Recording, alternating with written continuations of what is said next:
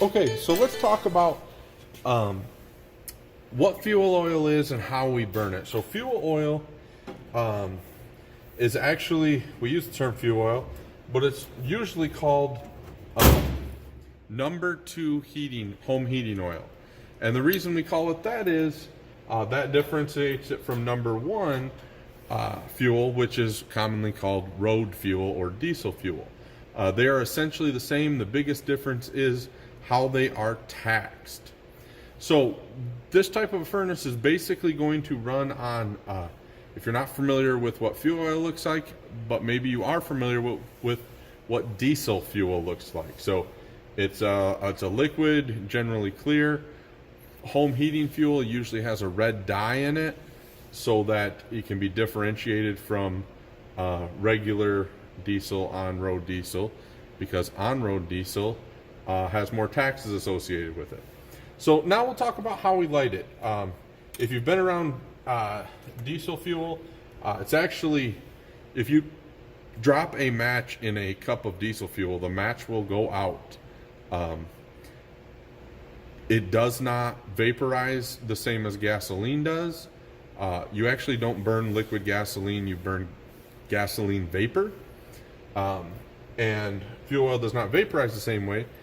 So we have to come up with a way to turn that liquid into a vapor. And the way we're going to do it is by atomizing it, or basically putting it under a very high pressure and running it through a very small opening.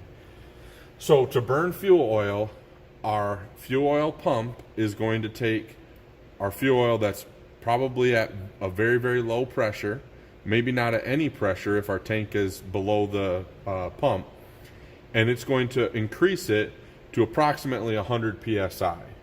And so the purpose of the fuel oil pump is to up the fuel pressure to 100 psi. So it comes in this line, goes through, comes out this line, and enters the burner assembly there. So this small flexible line here has 100 psi of diesel fuel on it when it's running. Now, we need some way to light that fuel. And we're going to light that fuel with a transformer. So this is the ignition transformer. As we flip it open, we can look down into the burner tube here, and we see a couple springs. These springs actually make contact with these two rods right here, and those rods run back in, and at the end of the tube they make a very small gap that a spark happens at.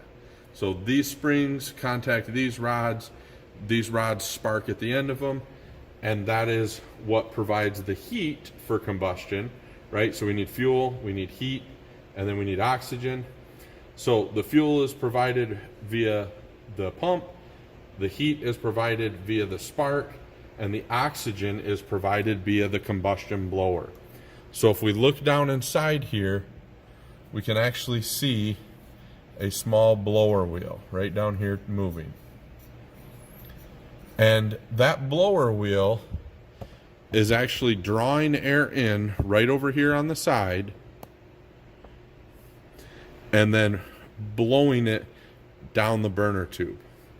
So I'm going to go ahead and pull out the fuel rail assembly by loosening this line here.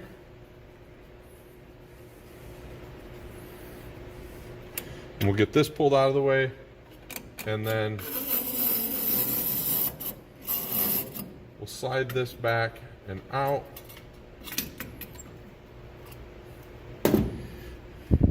And here we have, dripping on the floor.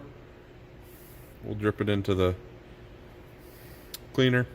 So these are the two contacts, electrodes that go down. They arc in this small gap right here, and then the very tip here is the nozzle, and that's where the fuel is going to spray out of. Now, this actually sticks into a cone, and that cone has basically like a swirl pattern in it, that as the air goes down the burner tube, it spins the air, and the fuel is coming out, and it mixes it together, and then lights it on fire with the spark.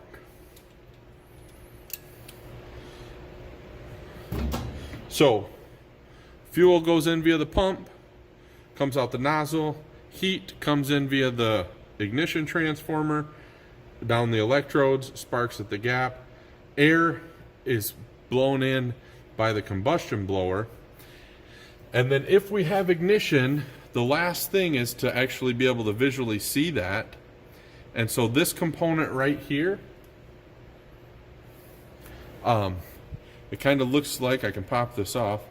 If you look at the end of it, it kind of looks like the end of a camera. That's actually a cadmium sulfide cell. And it's also referred to, a lot of times we just call it a CAD cell. What that does is when it sees light inside the burner tube, it actually changes its resistance. And so the primary control is actually measuring the resistance of the cadmium cell, and it's looking for that resistance to change when it sees fire. And when it sees fire and it sees a good fire, it tells the primary control, hey, everything's okay, we've got fire. And when it does that, it shuts the ignition transformer off. So once we see fire, the ignition transformer shuts off, and it just continues to burn based on the fact that it's already burning. Maintenance-wise, nozzles are usually changed annually. Electrodes also wear out over time. They should be checked and adjusted. The electrodes should have an 1/8 of an inch gap in between them, and they should be approximately an 1/8 of an inch past the end of the nozzle. That puts them in the right spot to be close enough to light the fuel air mixture coming out on fire, but not so close that they actually are in the fire all the time. So this whole assembly just slides down inside here.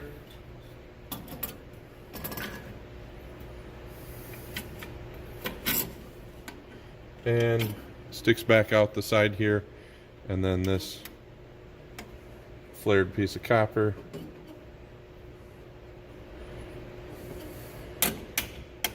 tightens back on here.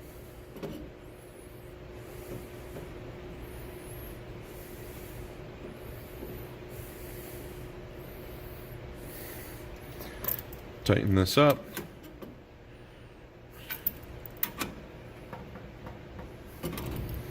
I'm going to pause the video and see if this furnace will light.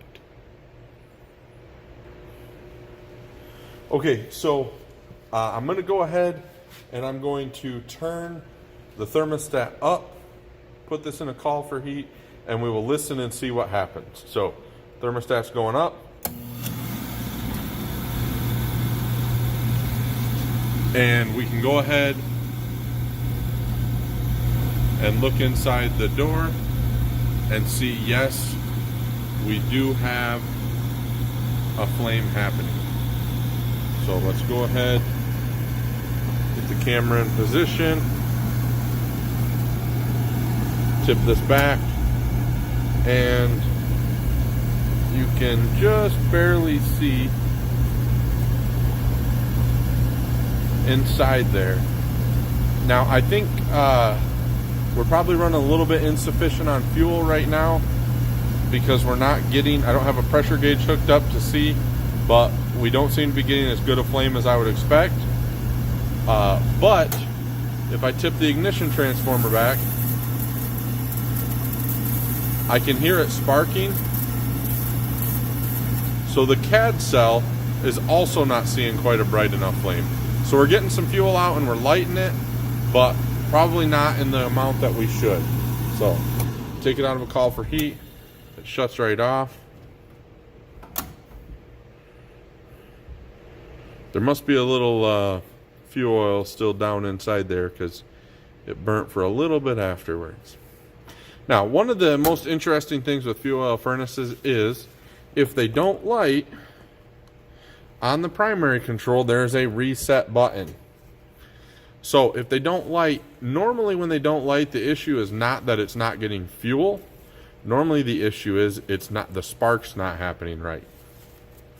And what is very common to see on these is you show up to a no heat call and the customer says their furnace won't light. And so the first question you ask is, well, have you tried to hit the reset button? And they'll say, yes, I tried to hit it 1 time. And you go, oh, okay.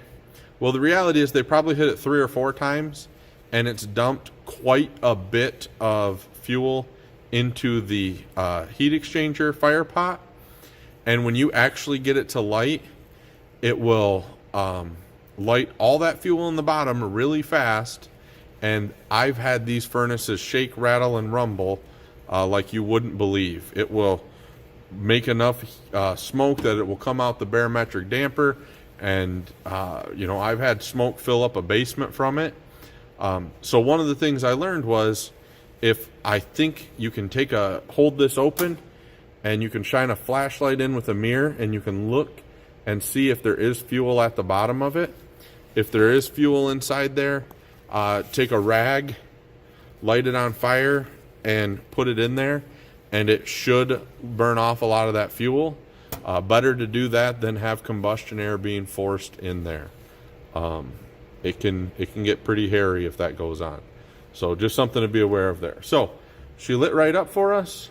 We'll do it one more time. Call for heat. Burner motor's on, transformer's on, and it lit right away. We can see we've got flame going on inside there.